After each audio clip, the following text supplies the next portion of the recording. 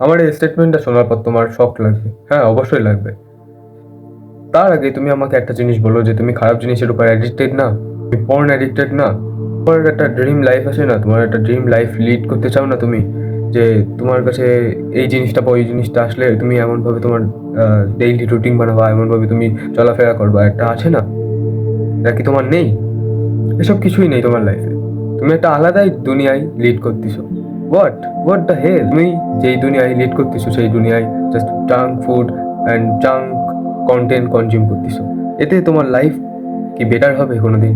এতে তোমার তোমার কি সেলফ ইমপ্রুভমেন্ট হবে কোনোদিন? No, there is no chance to to change your life.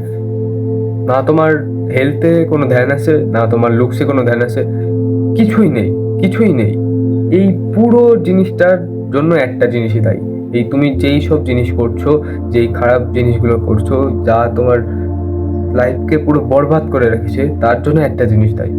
আমি সেই জিনিসটা বলবো, কিন্তু তার আগে তোমরা উত্তর দাও। তোমরা একটা গেস করো।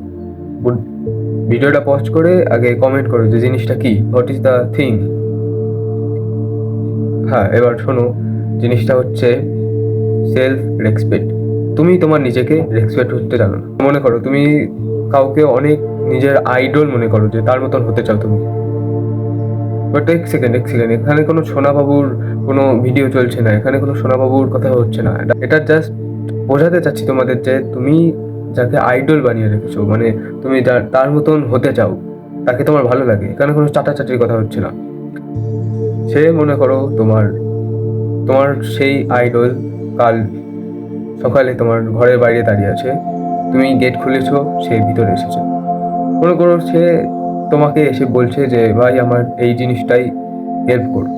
তুমি তোমার তোমার জীবন দিয়ে হলেও সেই জিনিসটা হেল্প করো, বিকজ তুমি তোমার আইডলকে রেসপেক্ট করো। তুমি তার সামনে নিচে হতে চাও না।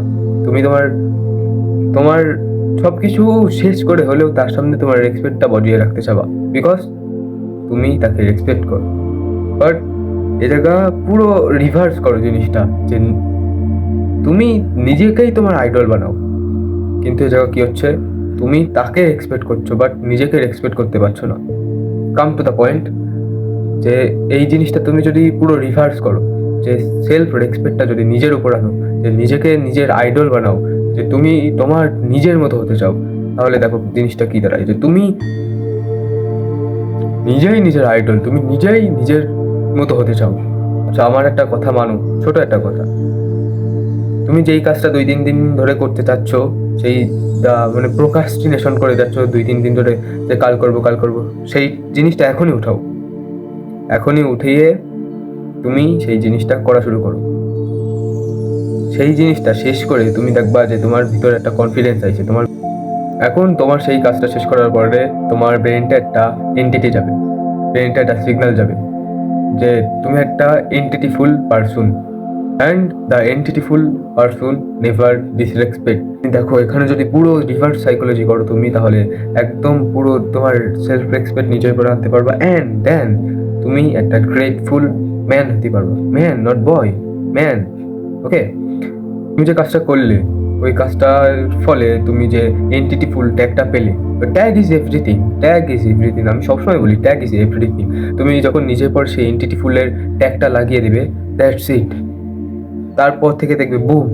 আমি বেশ কয়েকদিন আগে একটা ঘটনা পড়ছিলাম, যে যেখানে একটা মানে জেলে বন্দি, মানে কয়েদি যেটারে বলে, তাকে মানে ফাঁসিতে ঝোলানোর স্টেটমেন্ট দেওয়া হয়ে গিয়েছিল। তো তখন সাইকোলজিস্টরা ভাবলো যে তার উপর একটা এক্সপেরিমেন্ট করার।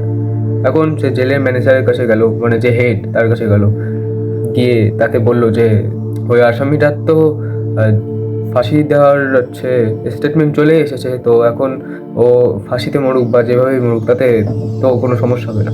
তো সেই হেডটা মানতে চাচ্ছিল না, বাট তারপর সেই এক্সপেরিমেন্ট করার জন্য সেই আসামিকে দিয়ে দিল। সাইকোলজিস্টরা কি করলো, তাকে একটা বন্ধ ঘরে নিয়ে গেল এবং তার তার সামনে একটা বিষাক্ত সাপ রেখে দিল, অ্যান্ড তাকে বলল 5 মিনিট পর এই সাপটা তোমাকে কামড়াবে এবং তুমি মরে যাবা। তারপর সে আসামির চোখটা তারা বেঁধে দিল কালো কাপড় দিয়ে, পুরো কিছু দেখতে পাচ্ছে না। 1 মিনিট পর সেই সাপটাকে সরিয়ে নেওয়া হলো, একদম সাইলেন্টলি সরিয়ে নেওয়া হলো। জাস্ট একটা সুই তার হার্টে ঠিক এই জায়গা ফোটানো হলো। সাইকোলজিস্টরা অবাক যে একটা সুই কিভাবে একটা মানুষকে মেরে ফেলতে পারে। এই সুই ফোটানোর সাথে সাথে সে মরে গেল। বাট তাকে তো কোনো বিষ দেওয়াই হয়নি, তাকে কোনো কিছু দেওয়াই হয়নি। তারপর তার পোস্টমর্টেম করার সময় জানা গেল যে তার শরীরে বিষ। এটা কেন হলো? Just for subconscious mind. Say subconscious মাইন্ডে ভেবেই নিয়েছিল যে সে 5 মিনিট পরে মারা যাবে, অ্যান্ড একটা সাপের কামড়ে। বাট এখানে আবার রিভার্স ইঞ্জিনিয়ার করো তুমি, যে ট্যাগটা নিজে পড়ে দাও যে you are a respectful man. তখন তুমি দেখো যে তুমি কেমন কনফিডেন্স পাও। Change your self.